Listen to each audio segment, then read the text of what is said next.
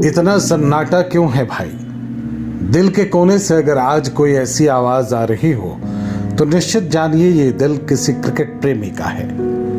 संवाद फिल्म शोले का है, मगर आज हर क्रिकेट प्रेमी के जज्बात को संभालने वाला है।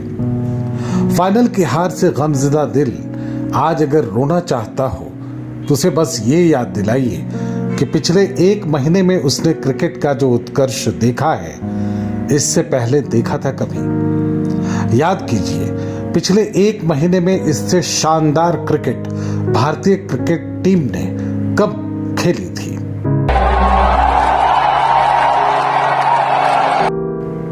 आपको याद नहीं आएगा क्योंकि ऐसा कभी हुआ ही नहीं। वर्ल्ड कप में लगातार 10 जीत भारतीय टीम को इससे पहले कभी नहीं मिली। याद कीजिए, हर मैच से पहले भारतीय टीम की जीत के प्रति इतना आश्वस्त आप कब हुए थे? आपको याद नहीं आएगा क्योंकि हम हमेशा एक ऐसी हीन ग्रंथि से प्रभावित होते थे जिसमें अक्सर हमारे खिलाड़ी दूसरे देश के बड़े खिलाड़ियों के सामने बौने नजर आते थे। यह दिगर बात है कि वास्तविकता ऐसी थी नहीं। दरअसल आज की भारतीय टीम मैदान पर दादा की तरह उतरती है और दूसरी टीम उससे इतना खौफ खाती दिखती है मानो एक गलती हुई नहीं कि काम तमाम।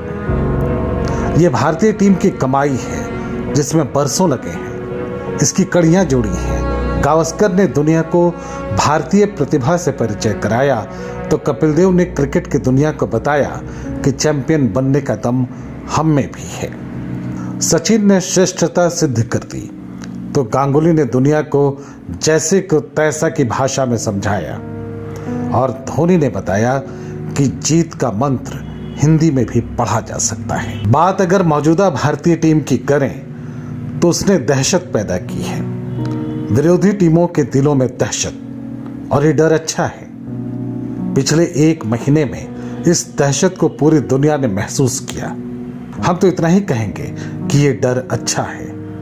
टीम रोहित ने भारतीय टीम को एक अलग मुकाम दे दिया है जो विश्व कप से कम नहीं। इसलिए जश्न मनाइए क्योंकि कप जीतने से कुछ कम नहीं है ये डर, जिसे देखकर आप कह सकें कि ये डर अच्छा है। टीम रोहित ने भारतीय टीम को एक अलग मुकाम दे दिया है जो विश्व कप से कम नहीं।